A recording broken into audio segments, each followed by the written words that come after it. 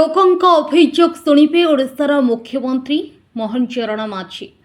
ପଞ୍ଜୀକରଣ ପାଇଁ ଲୋକଙ୍କ ପ୍ରବଳ ଭିଡ଼। ପଞ୍ଜୀକରଣ କରି ମୁଖ୍ୟମନ୍ତ୍ରୀଙ୍କୁ ନିଜ ଅଭିଯୋଗ ଶୁଣାଇବା ପାଇଁ ଏକାଠି ହୋଇଛନ୍ତି ଶତାଧିକ ଲୋକ। ମୁଖ୍ୟମନ୍ତ୍ରୀ ଜନସାଧାରଣଙ୍କ ବିଭିନ୍ନ ଅଭିଯୋଗର ଶୁଣିବେ। ଏହାର ସମାଧାନ ପାଇଁ ପଦକ୍ଷେପ ନେବା ଆଶାରେ ଭୁବନେଶ୍ୱର ୟୁନିଟ୍ 5 ସ୍ଥିତ ମୁଖ୍ୟମନ୍ତ୍ରୀଙ୍କ ଅଭିଯୋଗ ପ୍ରକୋଷ୍ଠରେ ଲୋକଙ୍କ ଭିଡ଼ ଜମିଛି। ପୁରୁଣା ସରକାର ସମୟରେ ଦୀର୍ଘ ବର୍ଷ ଧରି ମୁଖ୍ୟମନ୍ତ୍ରୀଙ୍କ ଅଭିଯୋଗ ପ୍ରକୋଷ୍ଠ ବନ୍ଦ ହୋଇଥିଲା, ଫଳରେ ଲୋକଙ୍କ ଅଭିଯୋଗର ଶୁଣାଣି ହୋଇପାରୁନଥିଲା।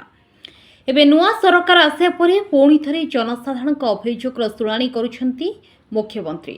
ଜନଶୁଣାଣି ପାଇଁ ଲୋକଙ୍କ ଭିଡ଼ ଜମିଛି। ପୂର୍ବାହ୍ନ 11ଟାରୁ ଆରମ୍ଭ ହେବ ଜନଶୁଣାଣି। ଏଥିପାଇଁ ଆଜି ସକାଳ 8ଟାରୁ ଦିନ 12ଟା ପର୍ଯ୍ୟନ୍ତ ମୁଖ୍ୟମନ୍ତ୍ରୀଙ୍କ ଅଭିଯୋଗ ପ୍ରକୋଷ୍ଠ କାର୍ଯ୍ୟାଳୟରେ ପଞ୍ଜୀକରଣ ହେବ।